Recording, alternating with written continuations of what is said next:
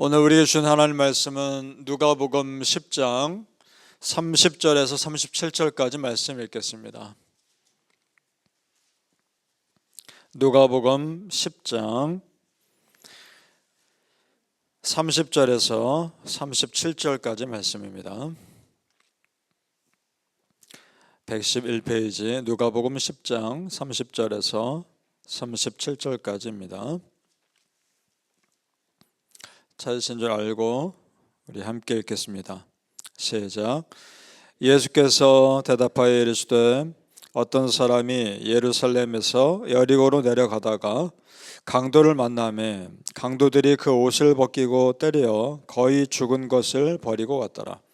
마침 한 제사장이 그 길로 내려가다가 그를 보고 피하여 지나가고 또 이와 같이 한 레위인도 그곳에 이르러 그를 보고 피하여 지나가되 어떤 사마리아 사람은 여행하는 중 거기 이르러 그를 보고 불쌍히 여겨 가까이 가서 기름과 포도주를 그 상처에 붓고 싸매고 자기 짐승에 태워 주막으로 데리고 가서 돌보아 주니라. 그 이튿날 그가 주막 주인에게 데나리온 2를 내어주며 이르되 이 사람을 돌보아 주라. 비용이 더 들면 내가 돌아올 때 갚으리라 하였으니 내 생각에는 이 사람 중에 누가 강도 만난 자의 이웃이 되겠느냐? 이르되 자비를 베푼 자니이다. 예수께서 이르시되 가서 너도 이와 같이 하라 하시니라. 아멘. 오늘 새벽에 말씀하신 하나님의 은혜가 우리 성도님들께 함께 하시기를 예수님의 이름으로 축복합니다. 아멘. 자, 오늘 예수님이 하신 이 비유는 제자들에게 하신 말씀이 아닙니다. 예수님을 공격하려고 하는 율법 선생에게 하신 말씀입니다. 오늘 율법 교사가 11장을 쭉 읽어보면 예수님을 시험하는 내용이 나옵니다. 그래서 여러 가지 질문을 하는데 진리를 알고 싶어서 예수님께 질문하는 것이 아닙니다. 예수님을 어떻게 하면 넘어드릴까라는 목적으로 질문을 하고 있는 겁니다. 첫 번째가 어떻게 하면 영생을 얻을 수 있습니까? 이 질문을 합니다. 그러자 예수님이 대답합니다. 성경에 그럼 무엇이라 기록되어 있느냐? 이 사람이 율법 선생이니까 성경을 잘 아니까 대답을 합니다. 그렇죠. 고민할 것 없죠. 성경에서 말씀하신 것대로 우리가 하면 되는 것이니까. 성경에서 답을 찾으면 그것이 가장 확실하죠. 이 율법 교사는 성경을 잘 아니까 대답합니다. 그것이 27절입니다. 올라가 보시겠습니까? 27절에 그 율법 선생이 교사가 뭐라고 하는지를 보겠습니다. 27절 시작. 대답하여 이르되 내 마음을 다하며 목숨을 다하며 힘을 다하며 뜻을 다하여 주 너의 하나님을 사랑하고 또한 내 이웃을 내 자신과 같이 사랑하라 하였나이다. 아멘. 성경의 신명기에 나와 있는 내용을 가지고 이렇게 풀어서 설명합니다. 자, 그럼 이렇게 사는 사람에게 하나님의 영원한 축복이 있다는 걸 이 사람도 압니다. 답을 아는 겁니다. 답을 알면서 질문하고 있는 거죠. 예수님이 성경을 정확히 알고 있는지 테스트하는 겁니다. 두 번째 질문을 이어갑니다. 그러면 내 이웃을 내 자신과 같이 사랑하라고 성경에 나와 있는데 그러면 여기서 누가 이웃입니까? 라고 또 묻습니다. 자, 여기서 유대인들이 생각하는 이웃은 죄인도 아니고 이방인도 아니고 그들이 무시하는 사마리아 사람도 아닙니다.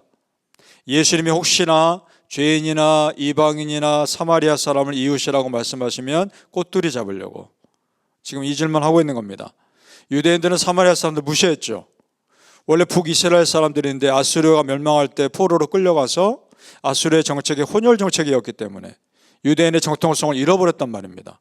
그 수도가 사마리아니까 사마리아 사람 이렇게 말하면서 무시했던 겁니다. 자, 그래서 이 말씀 듣고서 예수님이 꼬투리 잡으려는 걸 모르실 리가 없죠.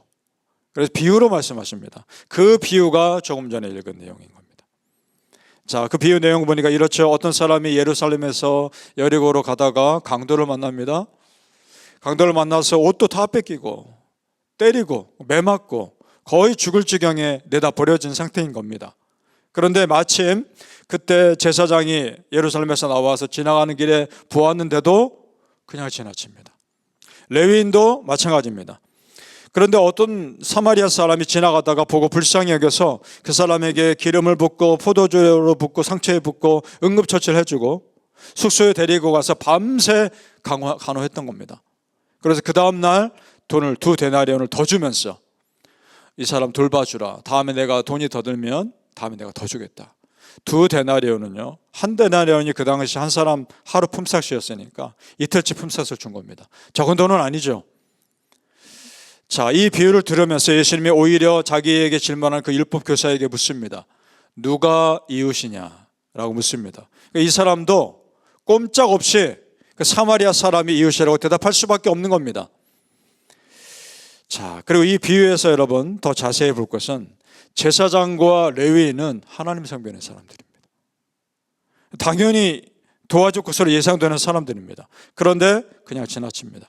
반대로 사마리아 사람이 도와주더라는 겁니다. 그가 어떤 사람인지 보죠. 33절 우리 읽었는데 다시 한번 자세히 보죠. 성경에 구체적으로 어떻게 기록됐는지를 잘 보십시오. 33절입니다. 시작. 어떤 사마리아 사람은 여행하는 중 거기 이르러 그를 보고 불쌍히 여겨. 자, 제사장과 레위인은 예루살렘 사는 사람들이었을 겁니다. 근데 이 사람은, 사마리아 사람은 여행하는 사람입니다. 예루살렘에 연고도 없는 사람이고 우연히 지나가다가 만난 사람인데 이 사람이 도와주고 있는 겁니다. 자, 보세요. 그러니까 당연히 도와줄 것으로 생각되는 사람은 안 도와주고 전혀 도와줄 것이라 예상되지 않은 사람이 도와주고 있다라 이 말입니다. 그러면서 유대인들에게 사마리아 사람에 대한 편견을 지금 깨뜨리고 계시는 겁니다. 자, 성도님들, 이 비유를 통해 예수님이 정말 말씀하고 싶은 것이 무엇입니까? 이런 겁니다. 너희 유대인들에게 진정 이웃이 누구냐라는 질문인 겁니다. 너희 유대인들에게 너희들이 그렇게 경건하게 여기고 그렇게 대단하게 여기는 바리새인들, 서기관들, 제사장들, 레위인들, 그들은 너희의 진정한 이웃이 아닐 수 있다. 너희의 진정한 이웃은 나그네처럼 이 땅에 온 것 같은 예수님, 이 나야말로 진정한 너희에게 구원하는 메시아 이웃일 수 있다라는 겁니다. 그 메시지를 하고 싶으신 겁니다. 자기 것 다 내어주고 죽어가는 그 사람을 살려준 이웃이 바로 십자가에서 자기 생명 다 내어주고 살려준 나 예수 그리스도다. 그 말 하시는 겁니다. 믿습니까? 예수님이야말로 나의 진정한 친구요, 진정한 이웃이요, 나의 구원자 되심을 믿습니다. 또 한 가지 생각해 볼 것은 처음부터 그 율법교사가 예수님에게 나쁜 의도를 가지고 와서 질문하는 거 예수님이 왜 모르시겠습니까? 아시죠? 다 아시면서 지금 이 말씀하시려고 차근차근 설명하셨던 겁니다. 예수님이야말로 나의 진정한 이웃이고 예수님이야말로 나의 진정한 구원자이시라는 것. 유대인들이 사마리아 사람 무시했지만 사마리아 사람이야말로 진정한 이웃이었던 것처럼 예수님이 메시아, 예수님 무시했지만 예수님이야말로 진정한 이웃 되기 위해 이 땅에 오신 메시아라는 것. 오늘 성경은 그 말씀하고 있습니다. 바라기는 우리 성도님들, 나의 진정한 이웃 되신 예수님처럼 이제는 나도 누군가에게 이웃 되어주는 삶 사시길 예수님 이름으로 축복합니다. 아멘. 그리고 예수님이 율법교사에게 이제 중요한 도전을 하십니다. 그 사람이 알고 있는 성경 말씀, 그럼 그대로 행하라는 겁니다. 자, 지금 율법교사는 답을 알고 있습니다. 그 사람의 문제는 알고 있는 답대로 행동하지 않는다는 거죠. 그래서 예수님은 자신을 시험하고 넘어뜨리는 그 율법교사에게 오히려 도전하십니다. 먼저 어떻게 하면 영생을 얻을 수 있습니까? 라고 그 사람이 질문했을 때 그럼 성경에 어떻게 기록되느냐? 라고 물으시고 그 사람이 대답하자 뭐라고 하십니까? 28절 올라가 보시죠. 28절 시작. 예수께서 이르시되 너의 대답이 옳도다. 이를 행하라. 그러면 살리라 하시니. 아멘. 그대로 행하라는 겁니다. 그 다음에 중요한 말씀. 그러면 살리라. 굳이 이 말씀 안 하셔도 되는 거죠. 이를 행하라 라고만 말씀하셔도 충분합니다. 그런데 그러면 살리라. 일부러 말씀하신 겁니다. 행하지 않는 믿음은 죽음이라는 믿음이라는 야고보서 말씀이 생각나죠? 지금 이 율법교사의 성경 지식은 행함 없는 죽은 지식이라는 겁니다. 그래요. 그러면 그가 믿는 하나님을 향한 믿음은 전혀 생명력이 없는 믿음이라는 거죠.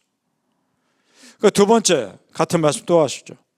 내 이웃이 누굽니까? 라는 질문을 했을 때 비유로 말씀하시면서 강도 만난 사람을 도와준 그 사마리아 사람이야말로 이웃입니다 라고 고백하게 하시죠. 그러면서 뭐라 하십니까? 37절에 보시면 끝부분에 너도 이와 같이 하라. 똑같은 말씀을 두 번 하십니다. 그러니까 머리로만 아는 하나님이 아니고 머리로만 아는 성경 지식이 아니라 손과 발로 실천하는 믿음이어야 한다는 겁니다. 자, 성도님들, 지금 이 도전은 우리에게 주시는 도전입니다. 우리에게도 마찬가지입니다. 오늘 성경에서 율법교사가 예수님을 공격하는 나쁜 사람으로만 보이죠. 그런데 우리도 어느새 율법교사와 같은 자리에 앉을 수 있다는 겁니다. 이런 겁니다. 내 이웃을 내 스스로 제한하는 겁니다. 즉 내 마음에 맞는 사람들로만 내 이웃으로 여기고, 내가 머리로만 알고 있는 성경 지식을 가지고 있으면 내가 율법교사와 다를 게 뭐가 있습니까? 그 말입니다. 그런 의미에서 오늘 말씀 우리에게 정말 많은 도전을 줍니다. 바라기는 우리 성도님들, 오늘 예수님이 도전하신 것처럼 성경 읽으면서 도전받고 감동받은 대로 그렇게 행동하는 믿음의 사람 되시기를 예수님의 이름으로 축복합니다. 아멘. 기도하겠습니다. 아버지 하나님, 말씀을 읽을 때 그 말씀이 나에게 주신 말씀으로 아멘으로 받습니다. 그리고 받은 그대로 나의 손과 나의 발로 행동하게 하여 주옵소서. 그것이 쉬운 것은 아니지만 그래도 말씀대로 살려고 노력했을 때 그런 우리를 참 기쁘게 보시고 기특하게 보시고 참 사랑의 눈으로 보실 우리 아버지 하나님을 생각하면서 하루하루가 그렇게 믿음을 실천해가는 삶이 되게 하옵소서. 믿음의 선포를 하게 하시고 선포한 그대로 살게 하시고, 그럴 때 하나님의 하늘의 은혜의 역사가 우리의 삶에 그대로 일어나게 하여 주시옵소서. 머리로만 아는 신앙이 아니요 내 삶으로 알아가는 믿음의 사람 되게 하여 주시옵소서. 감사하며 예수님 이름으로 기도합나이다. 아멘.